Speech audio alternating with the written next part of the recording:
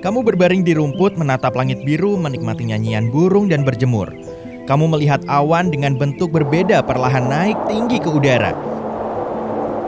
Tiba-tiba, kamu mendengar gemuruh nyaring dari kejauhan.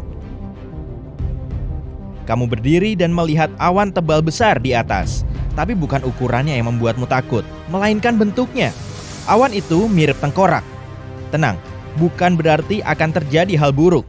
Omong-omong, itu bahkan bukan awan. Beberapa tahun lalu, tengkorak terbentuk dari asap tebal di atas Gunung Vesuvius di Italia. Itu gunung berapi yang sama menghancurkan kota kuno Pompei dari muka bumi. Tentu saja, saat itu banyak orang takut gunung berapi itu akan meletus lagi. Untungnya, gunung berapi itu masih tertidur lelap. Awan tengkorak terkenal itu hanya berasal dari kebakaran hutan di dekat sana. Tapi warga lokal tidak begitu yakin. Beberapa orang berpikir kebakaran itu dan tengkorak itu sengaja dibuat. Itu bukan pertama kalinya. Centralia, Pennsylvania. Populasi, lihat saja, kelihatan agak seram. Pepohonan gundul, tidak ada hewan, tidak ada orang. Semua bangunan kosong. Jalanan retak dan kerikil berserakan. Jelas, tidak ada mobil. Asap tebal di mana-mana. Kota ini sudah terbakar selama lebih dari 50 tahun. Dulu, Centralia adalah kota tambang. Salah satu tambang batu baranya ditinggalkan dan warga lokal menggunakannya sebagai tempat pembuangan sampah. Lalu, menurut kebanyakan orang, kota itu memutuskan untuk menyingkirkan sampah dengan cara biasa, dengan membakarnya. Rencana itu memicu masalah besar. Kita lihat apa kemungkinan masalahnya di sini. Api dari sampah menyusup ke dalam terowongan batu bara, memicu batu bara yang masih ada di bawah sana dan terbakar sejak itu. Level karbon dioksida meningkat dan mereka harus menutup tambang lain di dekat sana demi keselamatan. Tidak ada yang bisa menghentikan apinya dan api bawah tanah itu menyebar ke bawah kota. Jalanan mulai menghangat, tanah menjadi asam dan jalan perlahan dipenuhi asap dan asbut. Pada tahun 2017, hanya ada 5 orang yang tinggal di sana. Selamat datang di Danau Abraham di Kanada. Danau ini benar-benar beku. Kamu melangkah di atas esnya yang transparan dan melihat ke bawah. Tidak ada ikan, hanya gelembung beku yang misterius. Gelembung itu terlihat seperti awan kecil yang membeku di es atau ubur-ubur yang lupa membawa jaket musim dingin. Ada ribuan gelembung kecil yang mengandung metana, tapi jangan coba-coba menggali lubang di es itu untuk menyentuhnya. Metana sangat mudah terbakar. Ini dihasilkan oleh bakteri penghasil metana yang makan dedaunan, rumput, serangga, dan bahan organik lain yang masuk ke danau. Saat metana menyentuh air beku, itu menjadi puluhan ribu bola-bola kecil beku. Saat esnya mencair, bola itu terbuka dan mendesis. Jika kamu menyalakan api di atasnya pada waktu yang tepat, danau itu akan seperti gunung berapi yang meletus. Danau serupa bisa ditemukan di dekat beberapa pantai Samudra Arktik. Di sana, ukuran gelembungnya bisa mencapai beberapa kali ukuran balon udara. Jelas cantik, tapi tidak aman. Danau mengejutkan lainnya ada di Indonesia, di Pulau Jawa. Kamu datang ke gunung berapi besar yang dipenuhi dengan rumput dan pepohonan.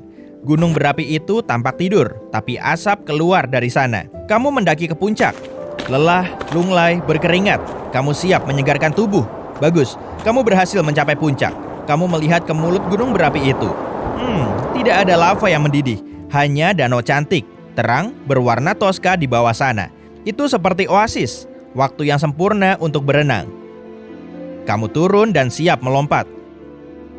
Tapi itu bukan air, melainkan asam. Gas belerang masuk ke danau dari bawah gunung berapi. Danau itu sendiri dipenuhi logam. Saat tersentuh danau, itu membentuk air, maksudku asam, toska yang indah. Sebaiknya kembali ke desa terdekat, istirahat, dan kembali pada malam hari saat lebih dingin. Dalam gelap, danau itu seperti berkilauan.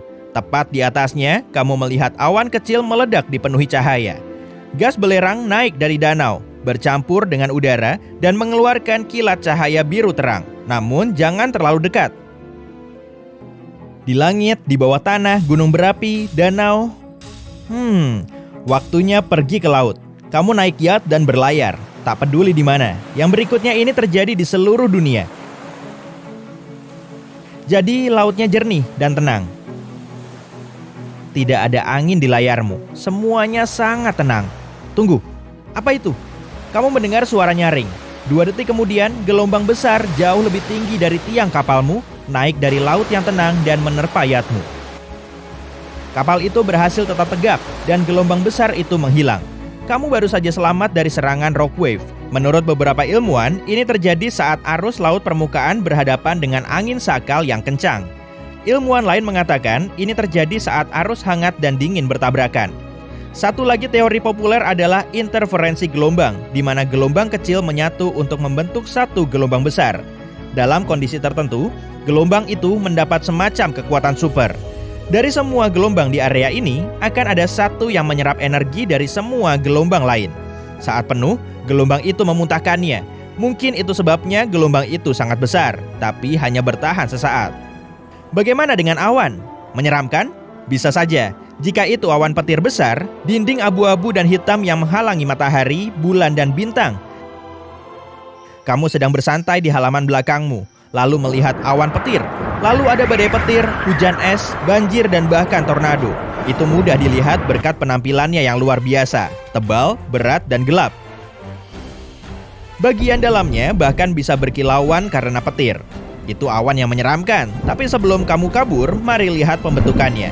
Awan itu seperti roller coaster. Bayangkan, kamu satu tetesan air kecil yang sedang nongkrong dengan teman-temanmu di laut, mengantri untuk wahana baru yang baru buka. Ini saatnya. Kamu memakai pengaman, tidak terjadi apa-apa. Lalu, kamu merasakannya. Roller coaster mulai naik, naik, naik. Kamu bisa melihat semua teman-temanmu dari bawah sana.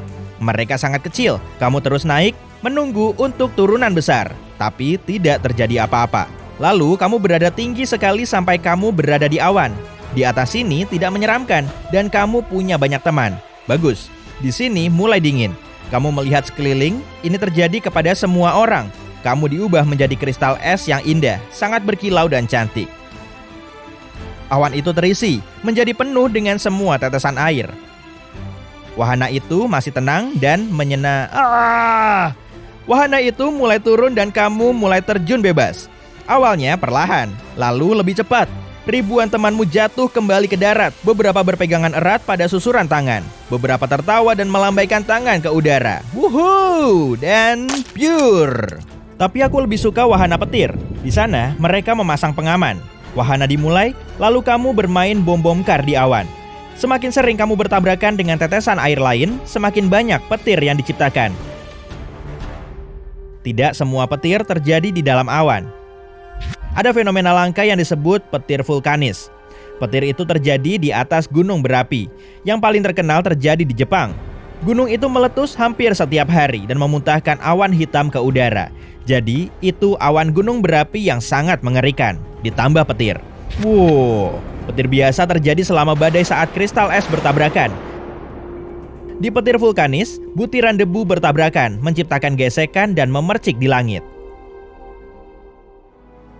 Oke, sebaiknya selesaikan perjalanan ini dengan sesuatu yang aman dan cantik. Tolong jangan ada lagi roller coaster awan. Kamu berada di Gurun Atacama di Chili Utara, salah satu tempat paling kering di bumi. Tapi gurun ini memiliki rahasia indah. Setiap 3-5 tahun, bunga muncul tiba-tiba. Itu sangat terkenal sampai disebut juga gurun berbunga. Benih bertaburan di tanah menunggu hujan. Saat gurun itu mendapat cukup air, sekitar 200 jenis bunga tumbuh. Pasir kuning Atacama menjadi ungu, putih, hijau, dan merah muda.